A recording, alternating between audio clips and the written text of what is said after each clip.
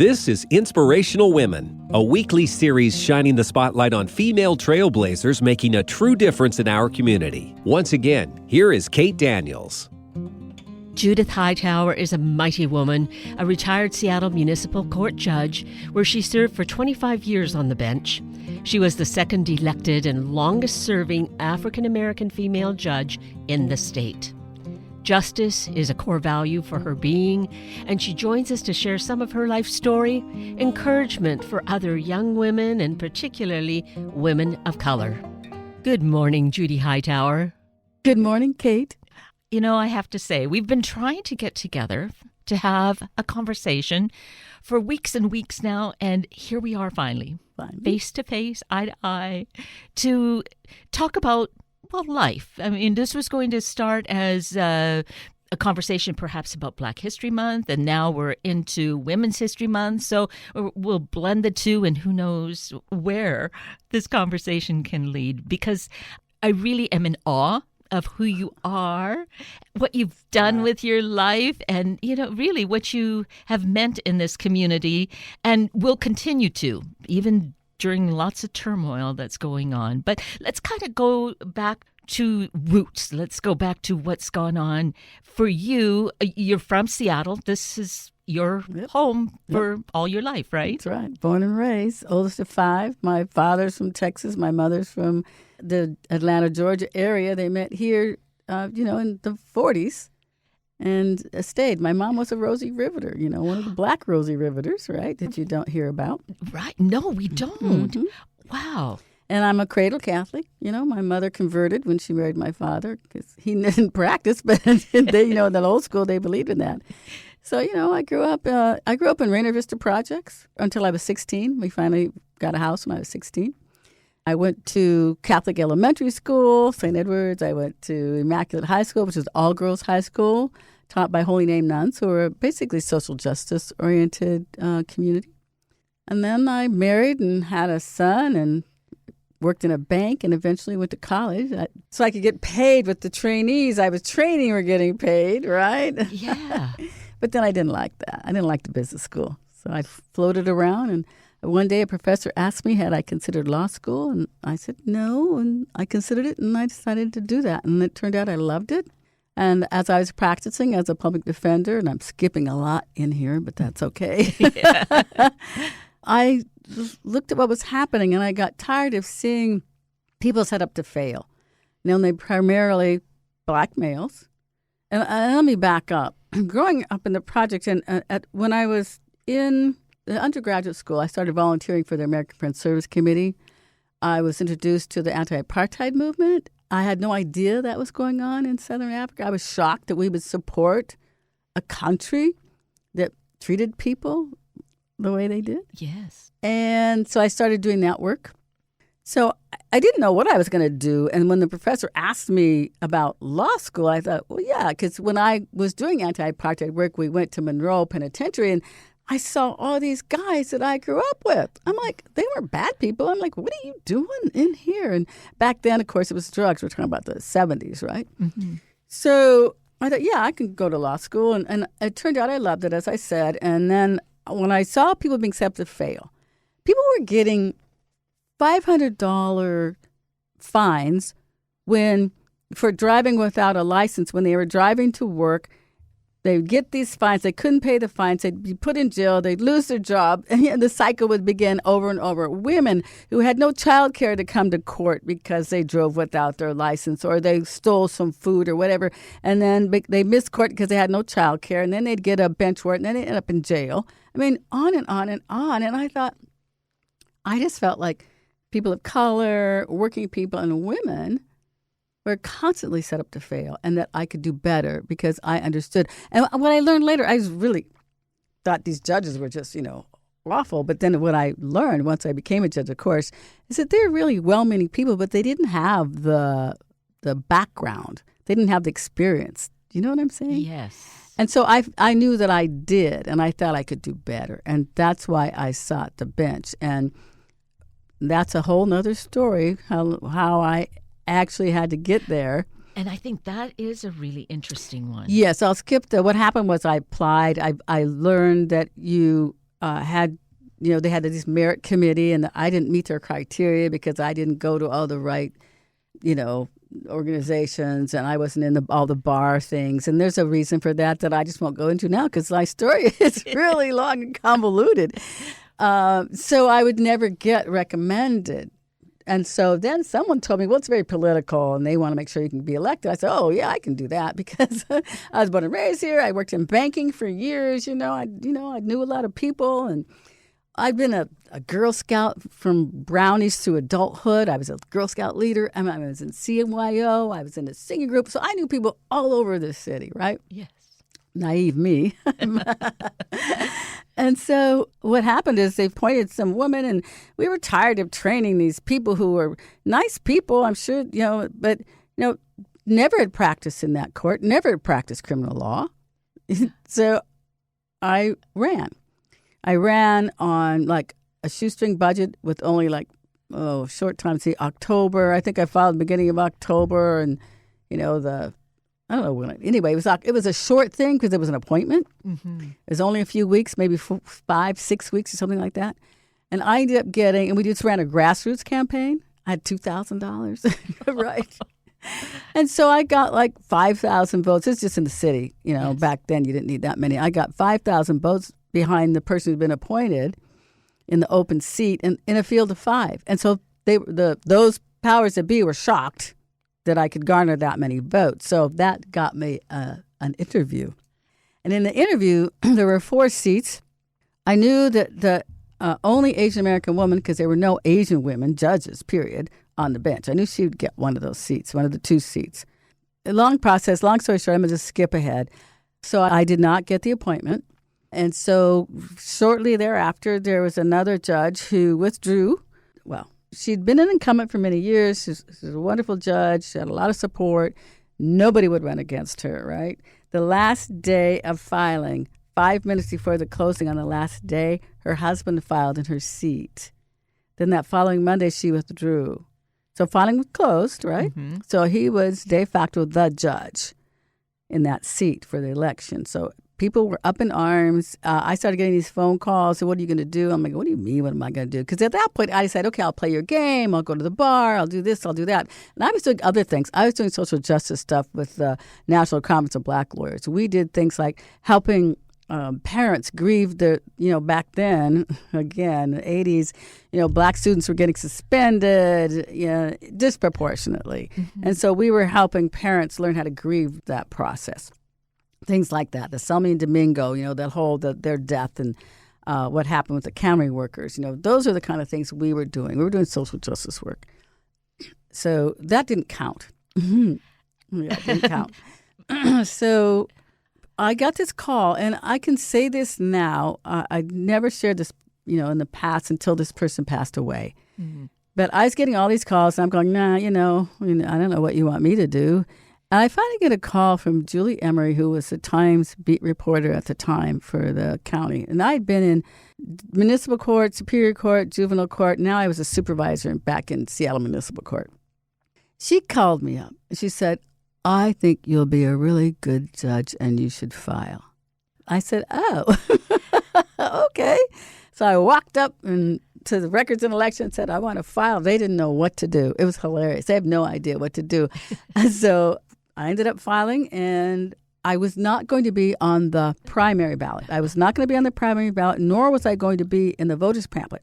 Dolores Sabanga, bless her heart, who was on city council, was upset by what had happened, and she got the city council to pass legislation that allowed me to put a statement in the voters' pamphlet, although I still was not on the ballot. So what we had to do was a write-in campaign. So that's a whole nother story. It was great. It was a lot of fun. It was very successful. I had to get, I don't even remember anymore how many, 3,000 votes to get on the general ballot. Mm-hmm. And I got what did I get, 40,000? Something crazy. I don't remember all the details now of the numbers. I used to remember those numbers, yes. Yeah. It was so much fun. We shut down precincts. This is so much fun. Anyway, so then in the general, I won by, 70%. Yeah. Wow. So it was a lot of fun. And people were empowered. Do you know what I mean? Yeah. Yes. Oh, and I had some wonderful friends and wonderful support. Our catchphrase was, "You wrote her in, now vote her in." So yeah. Good so then choice. I was on the bench for 25 years.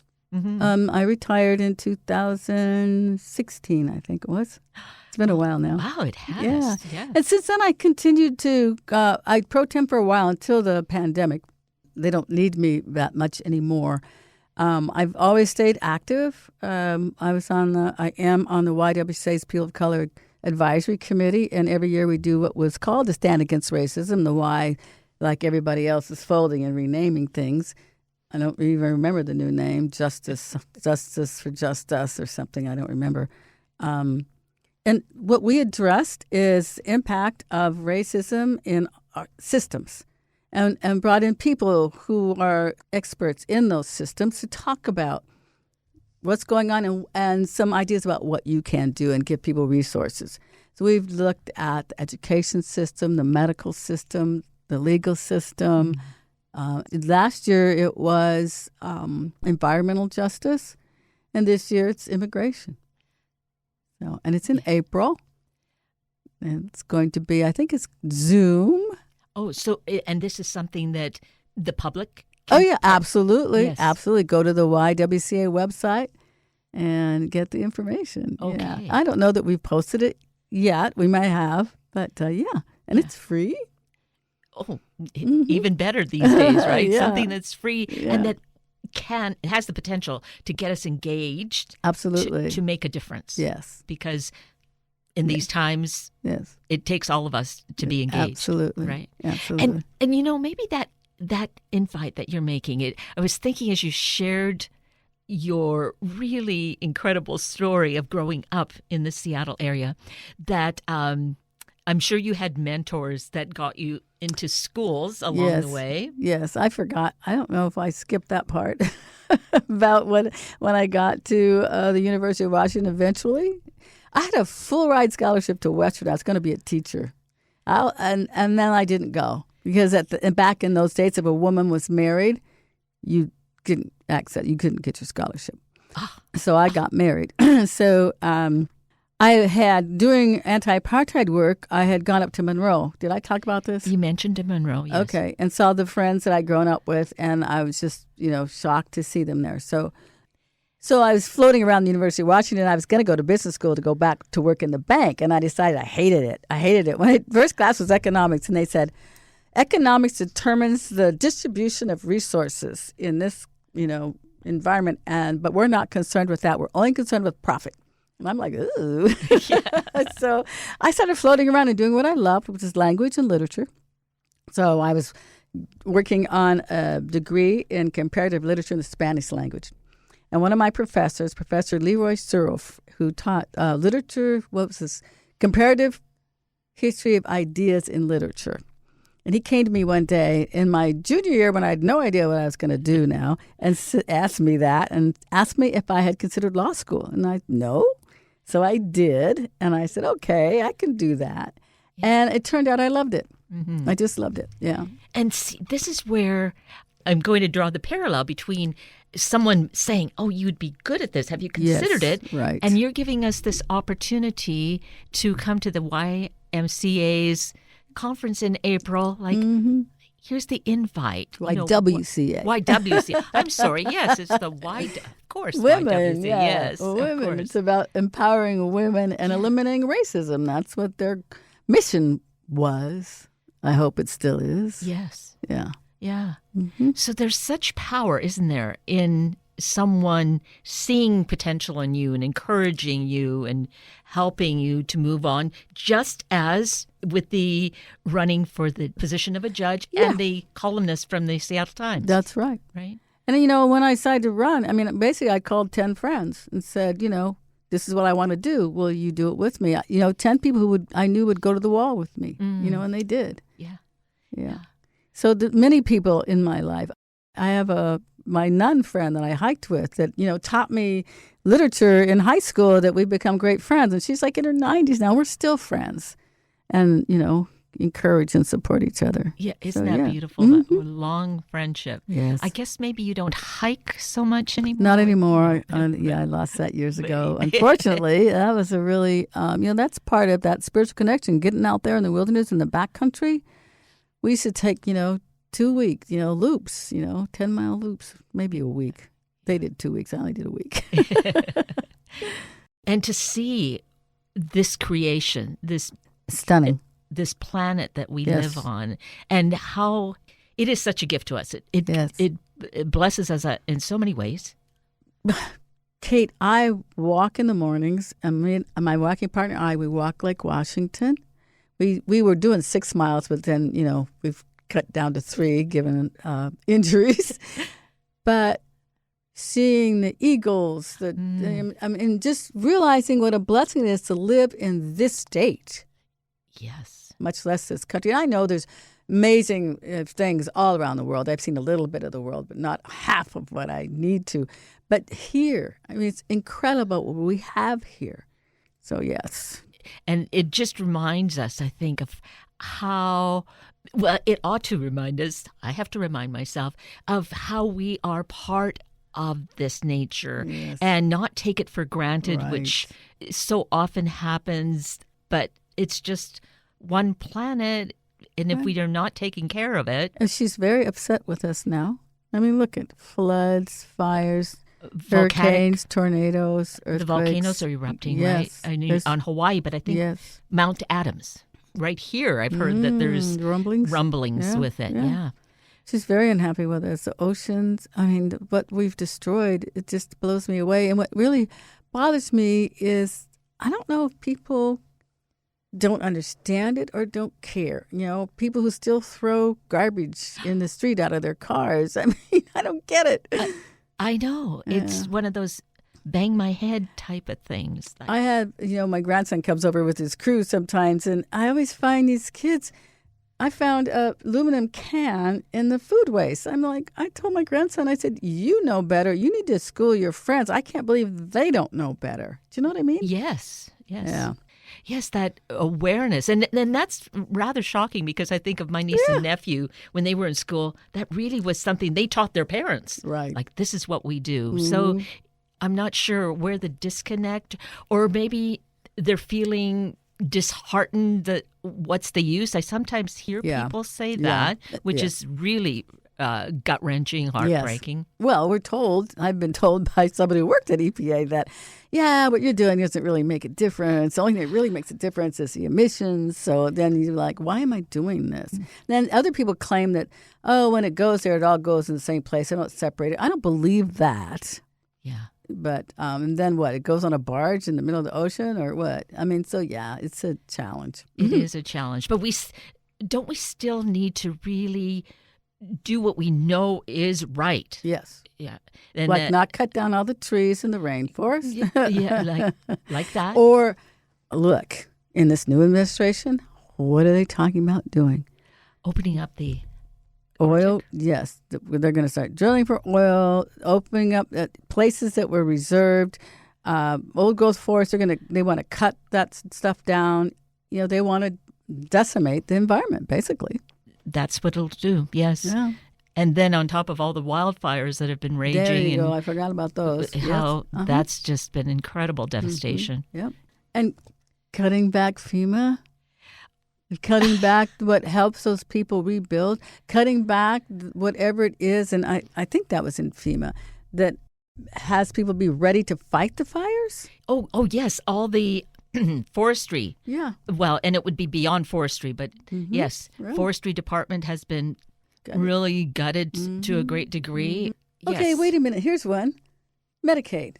You're really cutting Medicaid so that this person who has Alzheimer's, who's in this adult family home, is going to be put out. And how are they going to be taken care of? Didn't we go down that road with mental health care and closing all those institutions? Yeah, that was something. Yes. Yeah. There's so much good that's happened, and there's still that potential. And isn't it just, again, mind-boggling how the choice is made not to do what is for the greater good Right. What can help everyone, and there's enough for everyone. That's the thing. That's what always killed me is there is enough for everybody, and you don't have to suffer. If 5 people can be trillionaires, we could take care of the whole world, not just this country. Yes. Come on now. Yes. If that kind of money is out there, that's what always blew me away. And as a more a wiser adult after, let's see how many years, 40 or 50 years, I look back and say, oh, I should have taken that economics class. Maybe had a greater awareness of it. Well, yeah. But you're doing what you were led to do, and you're continuing to do it now in these retirement years to really use your skills, your awareness, your connections to make a difference. Yes. Right? Yeah. Part of that difference, if we may, because time is beginning to run down. Yes. As we were preparing for this, you had suggested to me yesterday that, or asked me whether I'd seen the movie Don't Look Up. Yes. Right. And I had not. It's just 4 years. It's not even 4 years old. It's just over 3. Mm-hmm. And yet I had not been aware of the movie. So last night we watched it. And oh my gosh, it was just utterly stunning to see what this movie was and what it was portraying and seeing how it relates to today. Mm-hmm. But today maybe on steroids in a way, right? Exactly. Yeah. Exactly. It's the whole idea of the diversion. Oh, we're cutting all this and we're doing this over here, and people are all freaked out and worried about that, and they're focused on that, while over here something else is going on. It's like, the money to go wherever. So don't look at what we're really doing. Look over here, at the distractions. Yes. So with Don't Look Up, this meteor or whatever it was is hurtling toward Earth. And there is a way to stop it, but the wealthy guy says, oh, I've got the machine that's going to fix it or do whatever. It's been a while since I've seen it. But it's the idea that, people, the president in the movie was friends or had a relationship with the wealthy person and was going to, get wealthy and go with him, be saved with him. That whole concept of power, greed, and telling all the people not to pay attention and don't look up.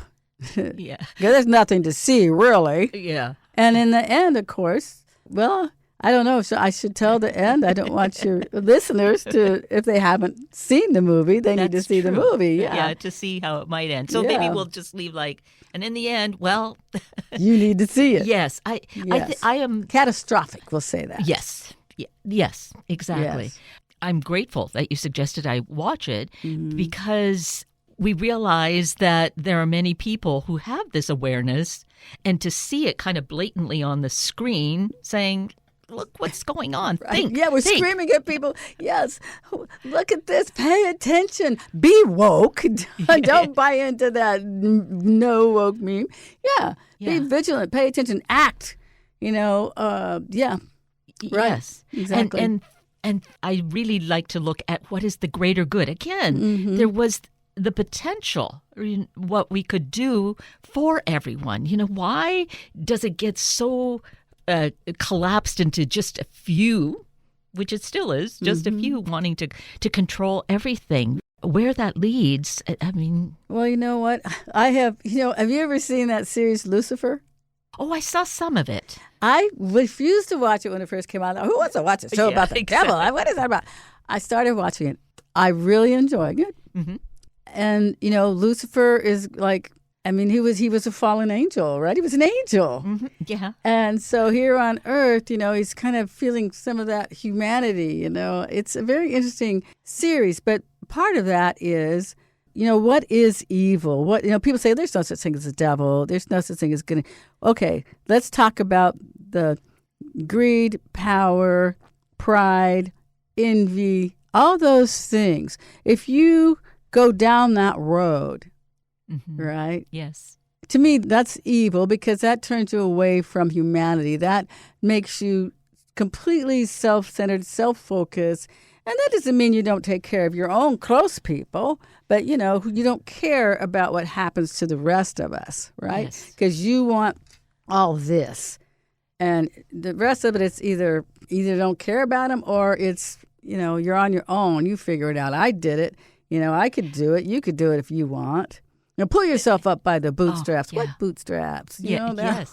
Yes. When we're walking around barefooted, what bootstraps are we talking about? Right. And besides which, it takes all of us. I kind of go back to an adage about we're only as strong as our weakest link. It takes each of us. That chain, if we want to call it a chain, or would it is not chain that binds us, but a chain that connects. Yes. And if there's a weak link, it breaks. Yeah. So I think where we feel really strong, and here's where powerful comes in, is if we help to build up that weaker link, and then we stand together. I mean, that was the civil rights movement, right? Yes, that's right. Yeah, that's the wars we fight for justice and freedom, right? Yes.